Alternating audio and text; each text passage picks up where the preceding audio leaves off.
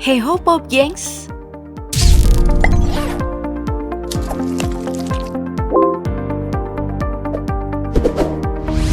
Selamat! Karena ini kali pertama kamu melihat kompor jimbol yang digunakan oleh perahu.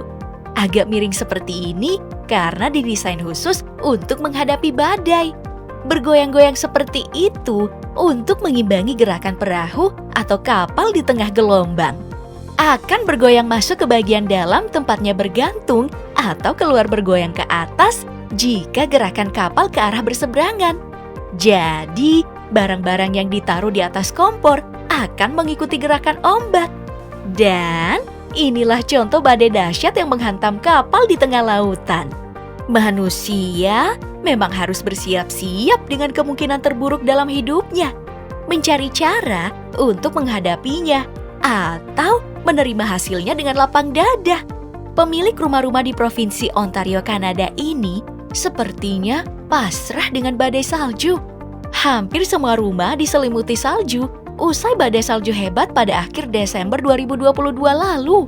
Suhu ekstrim mencapai 45 derajat Celcius membuat otoritas setempat mengeluarkan peringatan kepada warga untuk berlindung di tempat-tempat hangat. Sayangnya, hampir seluruh Kanada diterpa badai. Bahkan, sebagian besar wilayah Amerika Serikat. Rumah-rumah di kota Fort Erie ini membeku. Sebagian besar warga terjebak di dalam rumah yang mengkristal. Ini adalah foto dari dalam rumah, yang kacanya sudah tidak transparan lagi. Pembatalan penerbangan besar-besaran pun dilakukan. Juga pemadaman listrik. Ini adalah badai salju hebat sepanjang sejarah. Setelah itu, akan jadi tugas panjang menghilangkan selimut es dari bangunan. Tapi mungkin akan cukup terlihat memuaskan, seperti penghilangan akar dan batang-batang pohon dari jendela rumah tua ini. Dan entah badai apa yang menyerang Kenya sampai seluruh rumput ini tersedot ke bawah sebuah pusaran. Bumi sepertinya sedang bersih-bersih rumah ya. Sedangkan mus ini sedang bersih-bersih badan. Sudah waktunya buang tanduk yang tidak terpakai lagi. Ganti tanduk untuk rusa besar membutuhkan waktu berjam-jam, bahkan hitungan hari. Dan saat tanduknya udah lepas bersamaan seperti ini, wah, rasanya sangat lega. Waktunya bersembunyi dari predator sampai tanduk baru numbuh lagi. Tapi, sebagian hewan punya cara menghindari predator tanpa harus bersembunyi, yakni berkamuflase. Lihatlah gimana sotong ini berubah warna dari berpigmen hitam menjadi transparan. Begitulah cara bertahan hidup di kedalaman laut sana. Selain menyerang, juga bertahan dengan cara berkamuflase. Kamu melihat sesuatu bergerak di daun ini? Ataukah daun itu yang sedang bergelombang? Jika gambar diperbesar, terlihat ada makhluk kecil seperti ulat, berwarna hijau dengan garis tubuh seperti garis tulang daun. Berada di daun itu, semua predator bakalan gak nyangka ada makan siang. Hati-hati dengan hewan kecil. Belalang sembah ini saja dapat tangkapan besar. Lihatlah caranya menyerang. Bibir lawan sampai robek.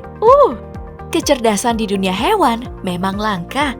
Dan biasanya terdapat pada fitur-fitur tubuh yang mereka miliki. Laba-laba ini mungkin terlihat menggelikan.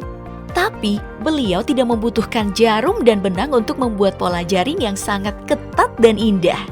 Sudah memiliki benang sejak lahir dan kemampuan menjahitnya.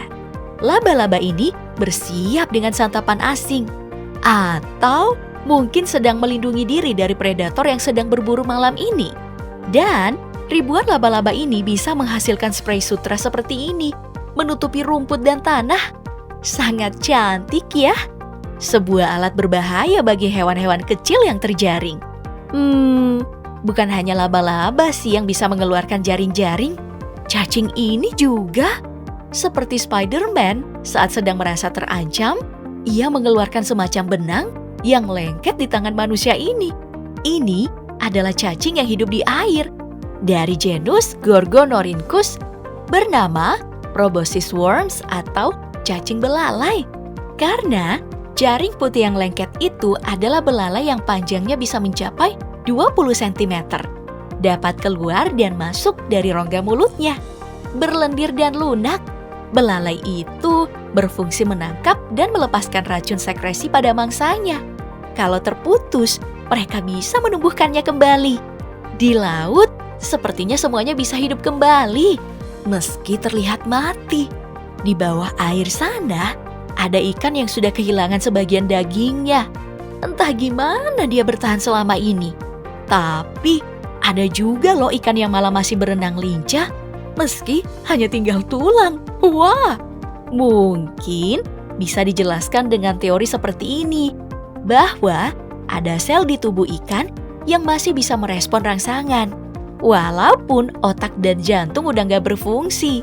Saraf motorik otot mempertahankan beberapa potensi membran, atau perbedaan muatan ion yang kemudian memulai efek domino ke jalur saraf yang menyebabkan pergerakan. Itu juga bisa menjelaskan kejadian ini nih. Sementara memotong ikan, ikannya gerak-gerak seperti masih hidup. Bahkan yang hanya tinggal kepala. Oh, masih bisa mangap-mangap seperti sedang bernafas.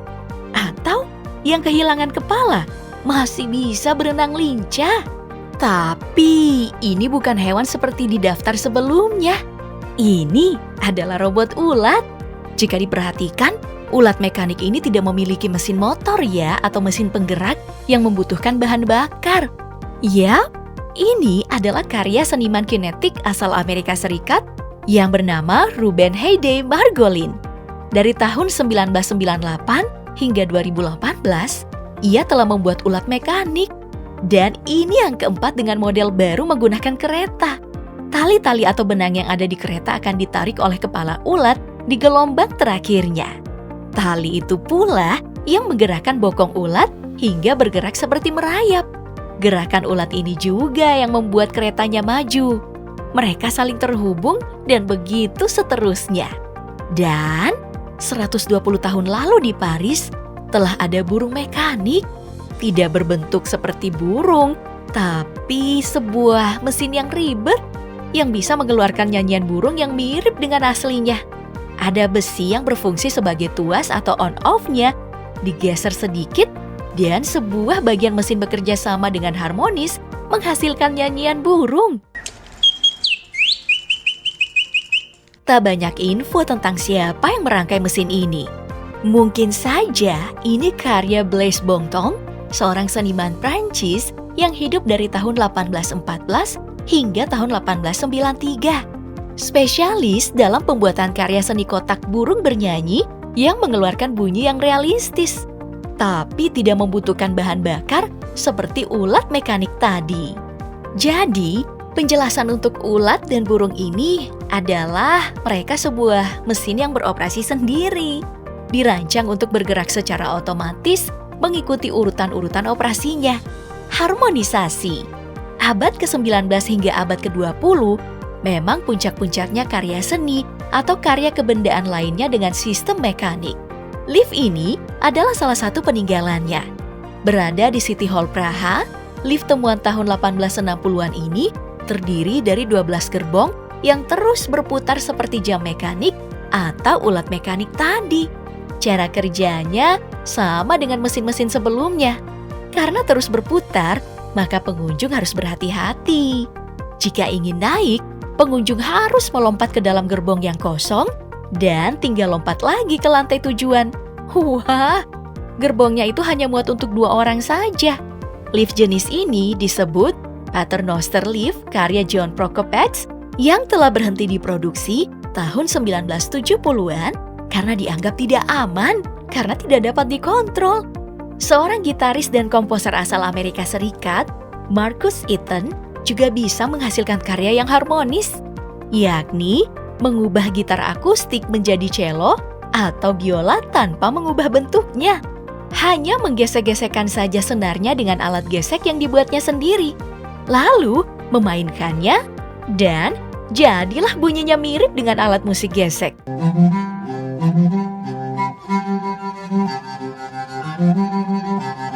Logika sederhana, jika gitar dan biola memiliki kesamaan, yakni senar, maka keduanya bisa menghasilkan bunyi.